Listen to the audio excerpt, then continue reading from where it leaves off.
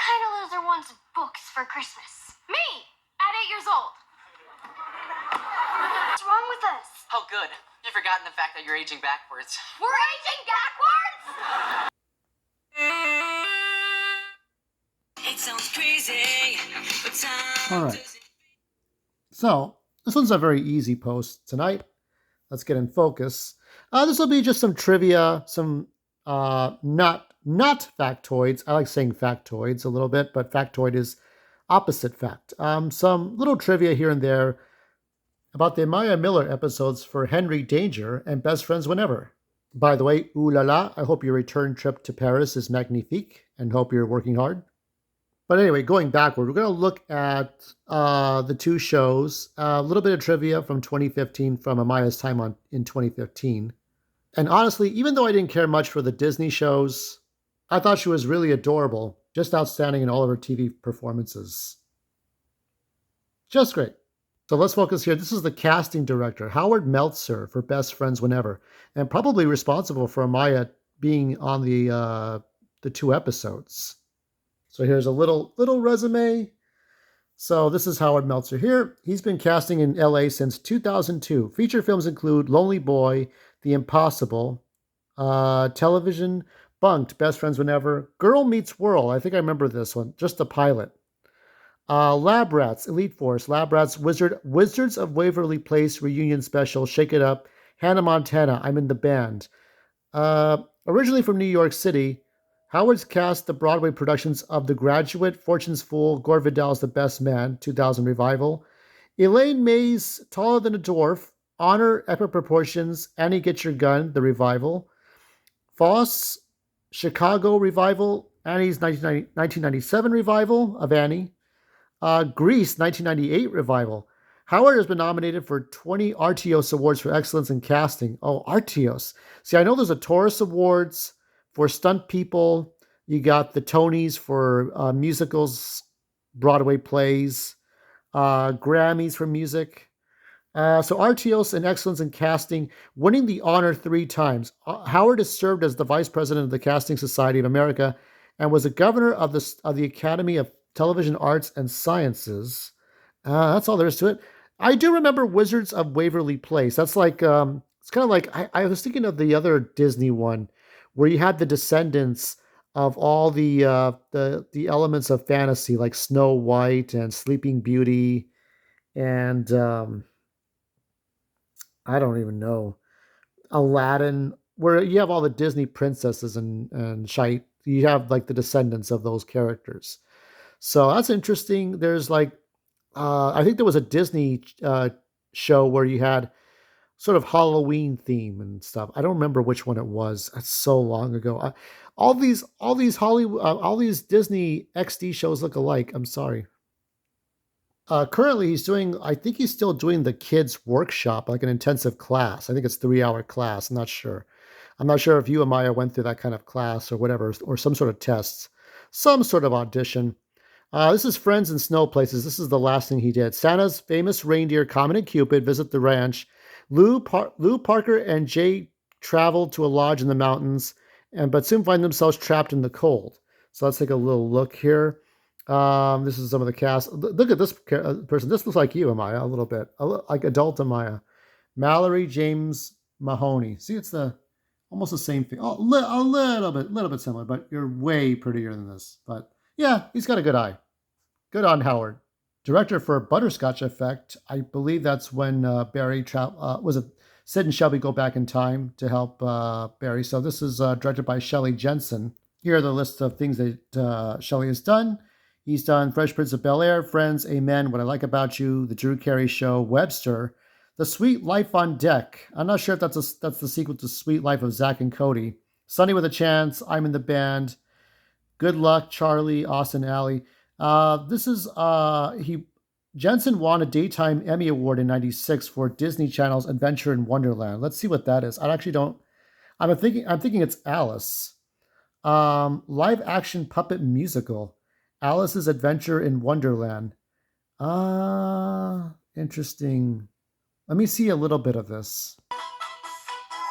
Oh, it's very much like time travel.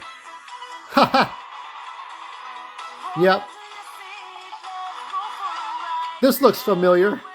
This looks just like Shelby and Sid's adventures in time travel.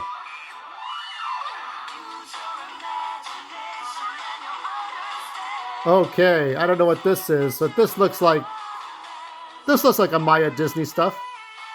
Victor Gonzalez directed When Shelby Met Sid. Victor began his career as a camera operator on the sitcom Alf. Yes, I remember Alf in Pog form. I remember that show. Alf was the one that just didn't work out. It didn't have a great conclusion, did it? I hated, TV shows when they got canceled. He continued to camera operate for many years on the sitcoms Roseanne, Married with Children, Home Improvement, Reba, and That's So Raven. I wonder what he did that was so special. Wonder what his thing was. He made his directorial debut on the Telemundo sitcom Los Beltran in 2000, and then he directed Wizards of Waverly Place, George Lopez, Half and Half. Let's take a look at Los Beltran. I don't know what that is. What is that? Spanish language sitcom. Okay. I don't know much about it. But yeah, that's the kind of stuff he did. I don't watch Telemundo we have relatives that just watch Spanish shows like Univision and stuff. And here we have the Henry Danger casting directors, Krisha Bullock and Jamie Snow. They have LGBTQ inclusivity. So this is we're going to look a little bit at the interview here. What's the difference between working with young talent versus adults? Krisha says, the biggest difference between young people and adults for me is that there's an assumption that adults will do all the work and come fully prepared for every audition. With young people, we know that they are still learning and may need some extra time and or extra notes to understand the role. With everyone, it's the most amazing feeling to see an actor really bring the words on the page to life, to fully embody the role and bring their truth to performance. Let's see. You and your partner, Jamie Snow, have Zoom workshops. Their talent can sign up to learn about the business. We'll teach audition. So when acting schools request us, Jamie and I both will teach audition technique workshops. They are educational opportunities for talent to practice their audition skills with us. We go over different ways. So that's this one. So let me take a look at, this is from Jamie Snow. You work with a lot of young talent, having cast such shows as Nickelodeon's Sam and Cat, Henry Danger, Game Shakers, Victorious, and iCarly. How did you land the gig casting for Nickelodeon? Does Nickelodeon have specific guidelines you are required to follow? I work well with young talent because I was young talent. When I was 14, I recurred on the Amanda Show on Nickelodeon. I stayed in touch with the producers of the show as I went into college and reached out to them when I needed an internship my senior year. The internship turned into a stand-in position, which led to my relationship with Krisha and led me to working in her office. Nickelodeon's casting department has grown and changed over the years. When Krisha started at the network, she was creating the casting guidelines because there wasn't a specific formula on how things should be done. Today, there are a lot of steps we take in the casting process that Nickelodeon requires, mostly sharing of information and collaborating on inclusivity and forward thinking. We share the same passion and goal as our Nickelodeon casting team to ensure all kids feel represented when they watch our shows. And spoiler alert for Henry Danger was directed by Adam Weissman. Now, Weissman did all these Adam Weissman did all these different shows like My Brother and Me, Space Cases, all these Nickelodeon shows here. But he did something called a short film called The Norton Project. I don't think I can find it, but if it's anything like these Norton projects here, maybe it explains a lot. Has that daring motif, just like Henry Danger. Motorcycles and all. And also fun to point out that Adam Weissman also directed Spooky Stuff along with other episodes for Richie Rich. So there you go. That's really neat. Give him a Christmas card sometime, Amiah. Adam Weissman. And since we're looking at some gems here, look at this cathedral. This is the Cathedral of Brasilia in Brazil. It's a unique structure. But let's take a look a little more about this. Here's the interior. It's like a weird neo-crown.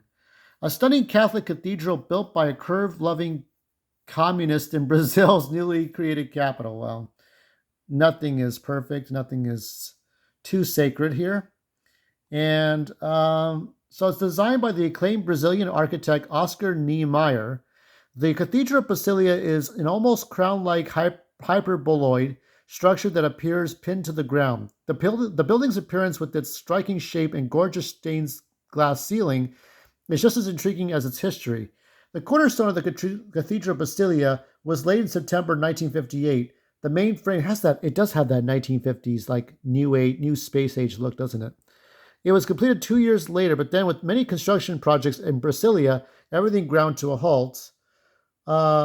President Juscelino Kubitschek was overseeing the construction of Brasilia's capital. When its term ended in 61, construction stalled. Oh, okay. So it was a lot of budget cuts here and there. It finally opened to the public in 1970. Wow. So I didn't have a roof back then in 1968. So it's an impressive site. Its exterior is dominated by 16 curved concrete columns, each weighing 90 tons. These curve inwards, meeting briefly before branching back outwards and upwards to give the structure its hyperboloid or hourglass shape. It bears some resemblance to a white crown or crown of thorns. That's an interesting thing. The architect died in 2012. So he was just 10 days shy of his 105th birthday. You want to live that long? Want to be 105? His obituary included the following. Rejecting the cube shapes favored by his modernist predecessors, Nehemiah built some of the world's most striking buildings, monumental curving concrete and glass structures which almost defy description. Well, that's the cathedral in a nutshell. So that's it. So he didn't want to go with squares and rectangles. That was not his thing. It kind of reminds me of that giant crystal ball that's in Las Vegas. You know, when I look at it as like a television set, how does that work? Animal Corner. I'll let this video speak for itself. Triantafilo was attacked by the neighbor's dog until, look at this. This bastard dog. I know a dog like that near my neighborhood. The family cat comes hurtling out of the home to chase it away. Chase it away. Just extraordinary. Jeremy, poor boy, needed a few stitches on his leg. Look at that cat. What a good cat. Looks just like your cat, Amiah. It would have been a lot worse had it not been for Tara. You don't mess with Tara, the super cat there in California. All right, next week I'll do my best to cover the very first Q&A Waterman TIFF, I think, on YouTube.